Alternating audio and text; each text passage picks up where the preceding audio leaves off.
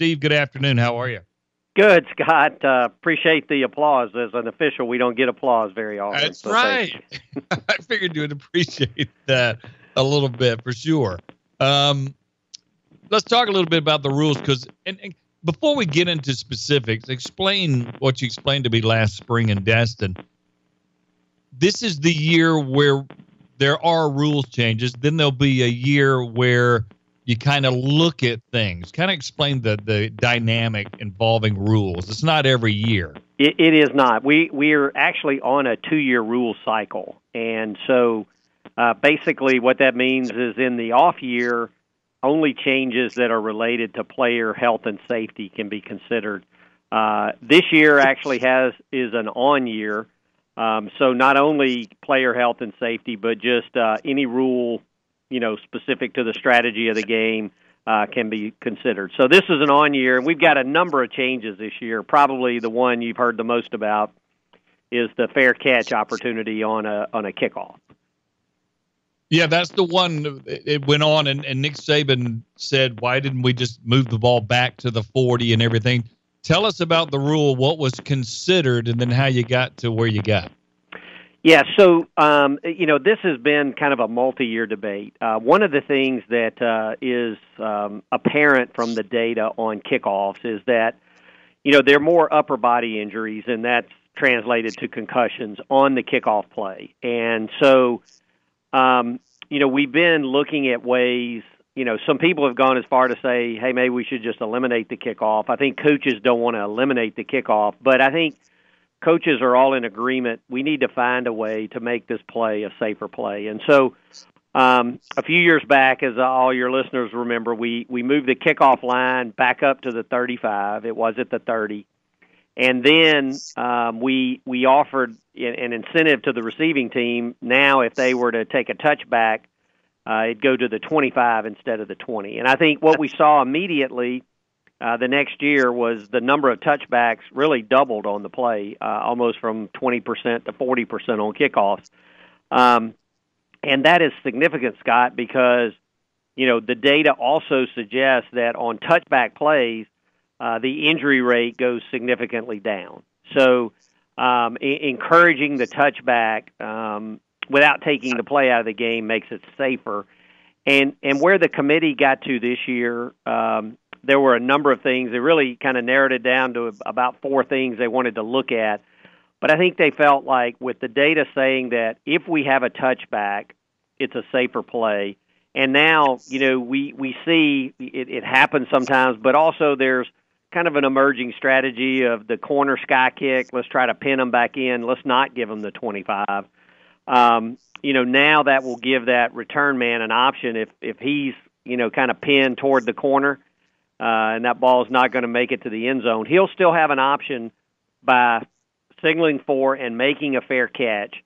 Then the ball will belong to his team at the 25-yard line, just like it was a touchback. So, the intent there is to give the receiving team another option to take the 25-yard line and create a play that looks exactly like a touchback, but it still leaves the play in the game where you can still have the surprise onside kick. Your great return guy can make a play.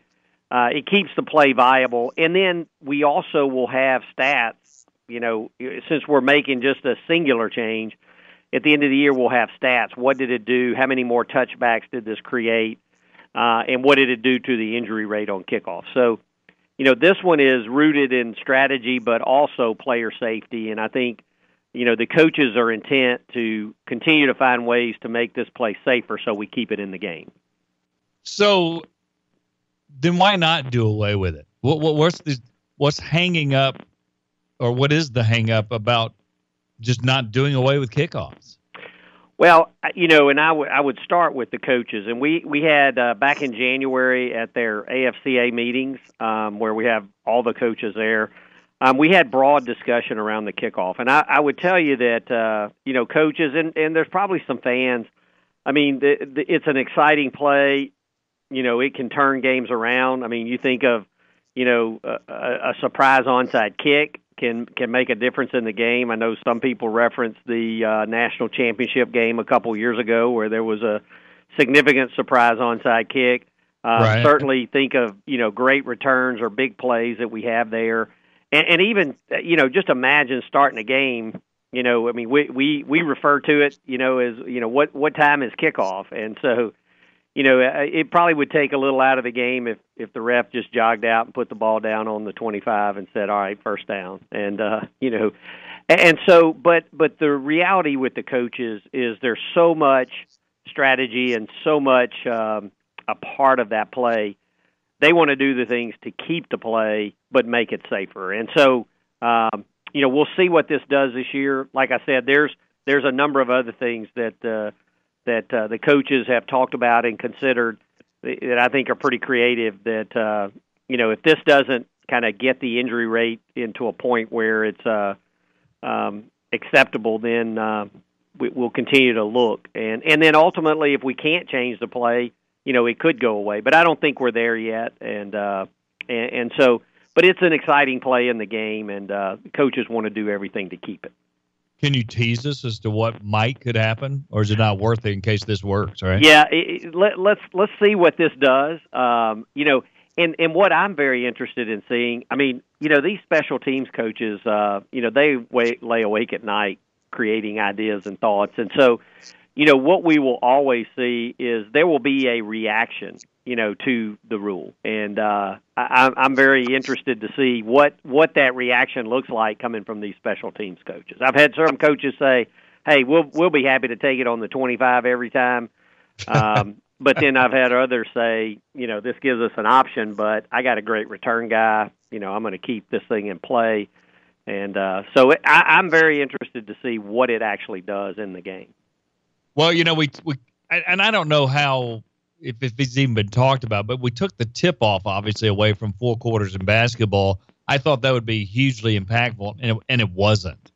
Yeah. Kickoff was probably more important than that, but I'm not sure if we have a bunch of touchbacks, what we're really losing there.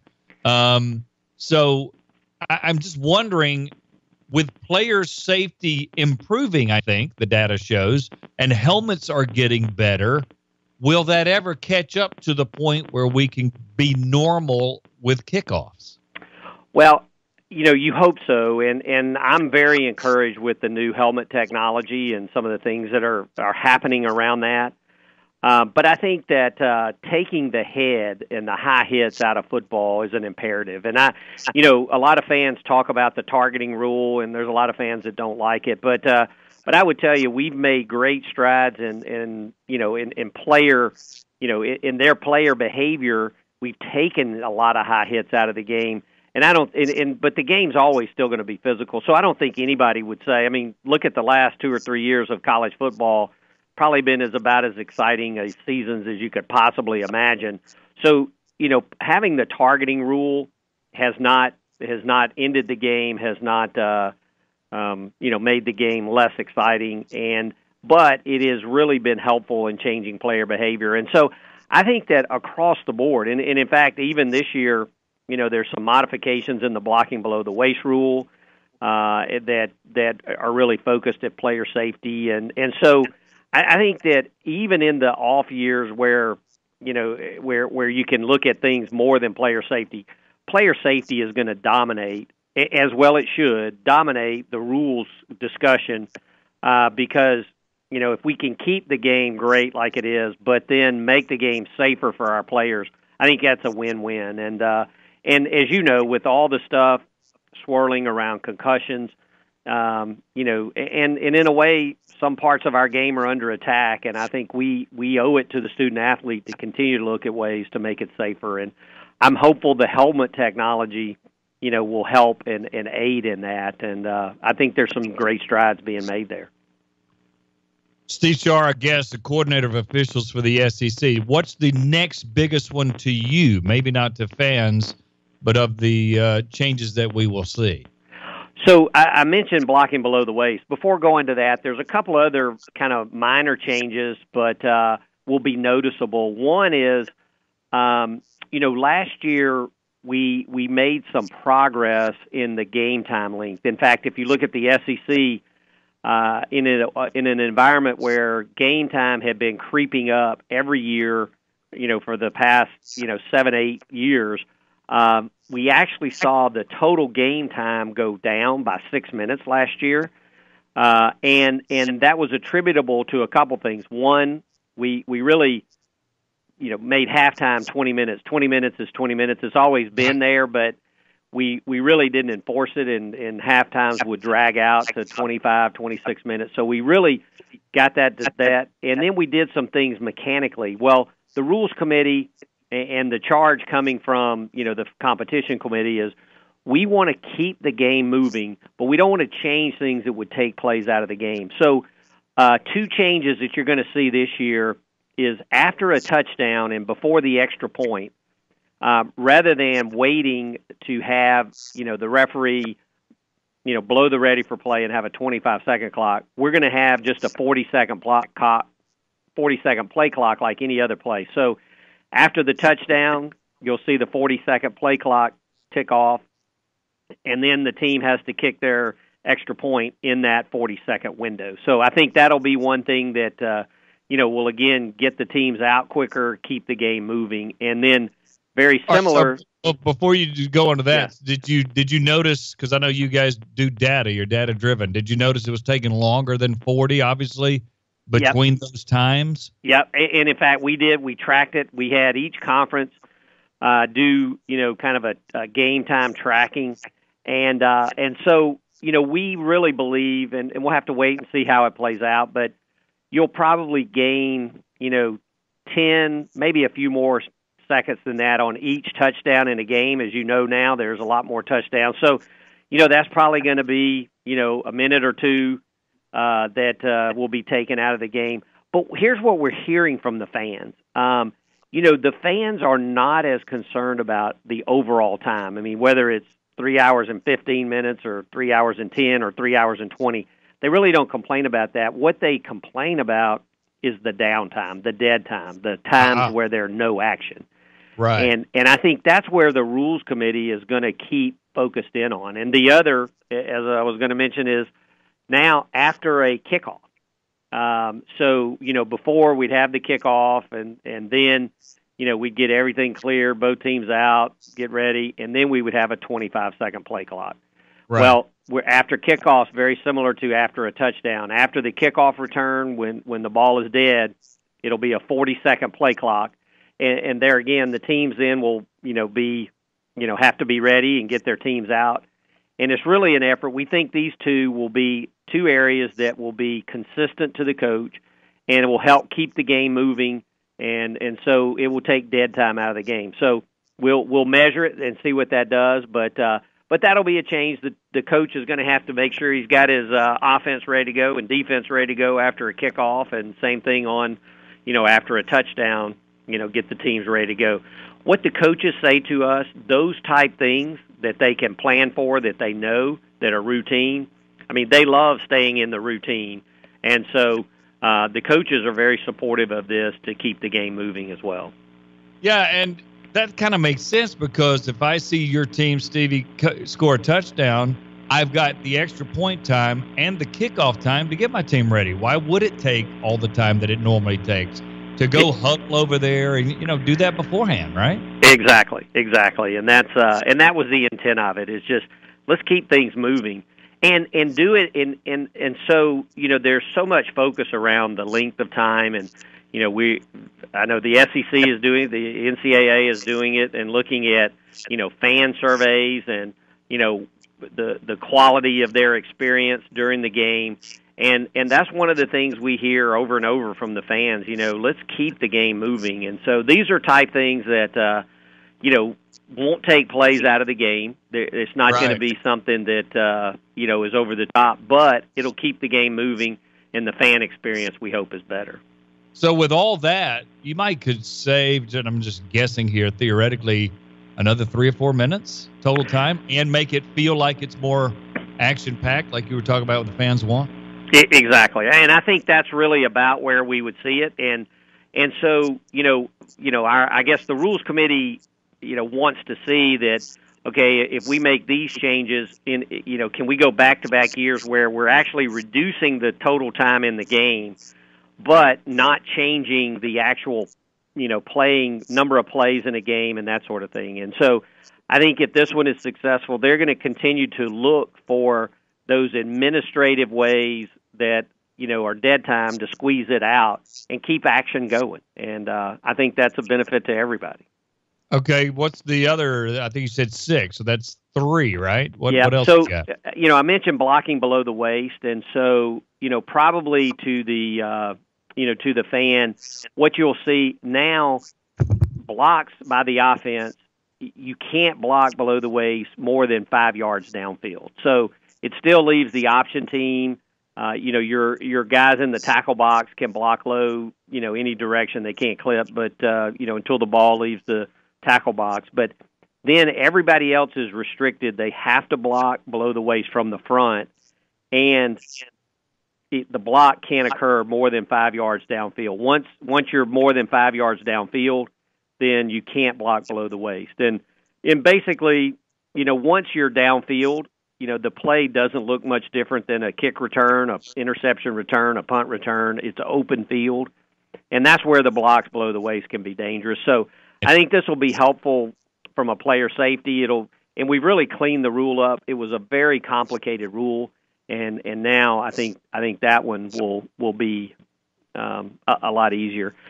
One of the other things, and this was a rule change made last year but got delayed a year in implementation, but we've had a lot of conversation about it with the coaches, is, the knee pads and pants. And I think the rules committee, it's no big deal if the knee pad is in and around the knee, but we were starting to see, things that look like biker shorts and things of that nature.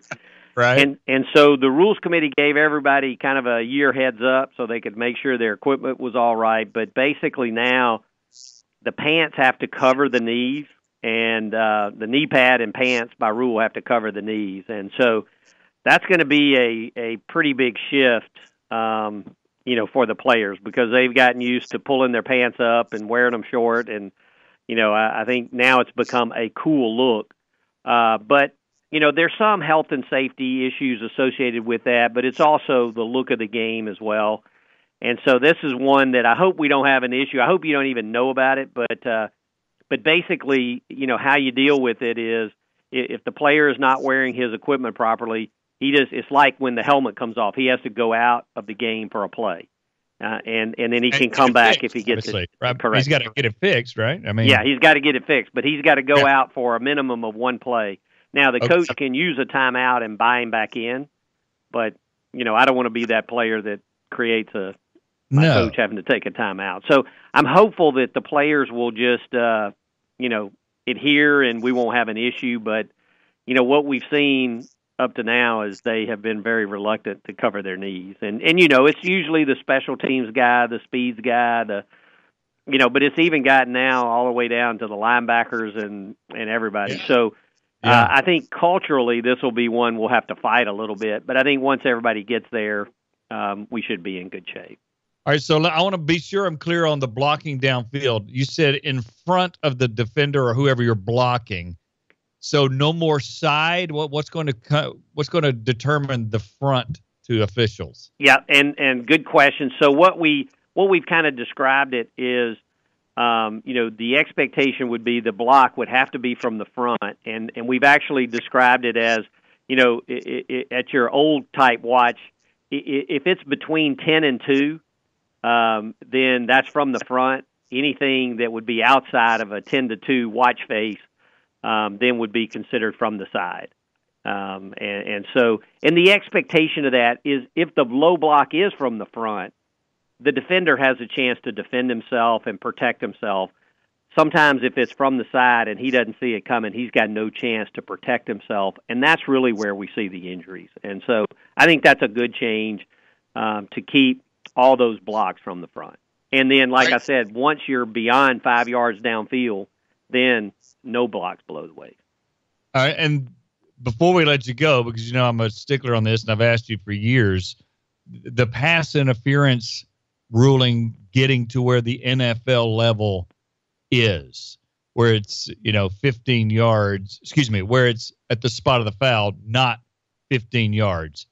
Where are we on that and thinking? Is it progressing to where we may try it or see it, or is that off the table now?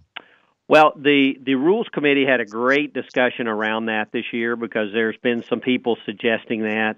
And then there's some people that are violently opposed to that. And so what's interesting, we have a meeting with the NFL Competition Committee, our NCAA Rules Committee and the NFL, just to share ideas and thoughts and that sort of thing. And the NFL is also, I'm not sure they are considering the same rule as in college, but, the concern that the Rules Committee, the NCAA Rules Committee had was, a cheap touchdown, right. and the thought is, you throw one up from midfield or outside of that, and then you get a pass interference, in the end zone, and the NFL puts the ball on the one. It's almost like, giving them a touchdown. And so right. I think that there was some discussion of, should you expand the 15 yards? Should it go further? Could it go further if it was a spot foul? But I think at the end of the day, the Rules Committee kind of came to the point of, we're not ready to make a change on it. We're going to continue to look at it. I think the NFL is going to continue to look at it as well and consider, what they want to do with it. So I think this is one that's still in play. I get it on a 30-yard pass. It feels like maybe that should be enforced at the spot of the foul, but it's just the concern of giving the cheap touchdown away. You should have to earn the touchdown, and I think that's probably been the one that a lot of the Rules Committee can't get over. So, but it's on the agenda. It'll stay on the agenda, and it's a good topic. Final question. I know you grade your guys constantly. That's why they're always near the forefront. How did your overall crew do? Because you had some new blood coming in this year with some retirements and different things. I think some guys went to the NFL, if I'm not mistaken. So how did the season go for the league from an officiating standpoint? We really had a good year. I would tell you we'll never have a perfect year. That's my goal, but that's always our goal. That's always where we want to direct at, but we probably won't get there. But it was really a good year. We always have some bumps and bruises along the way, but we didn't have that major controversy. I think overall, the coaches, we got good feedback from the coaches, and so we're kind of in that window again. We're doing our evaluations and, looking at our staffing for the upcoming season. People talk about, the spring, oh boy, I bet your job is, cush right now and you're relaxing. And really and truly, the spring is probably as hard as the fall because we're having multiple clinics. We're evaluating people. And so we're in that window now, but, our goal is, we had a good year last year, but everybody's forgotten that, and now, the teams are working to get better, and we've got to do the same thing. So we're all into that right now.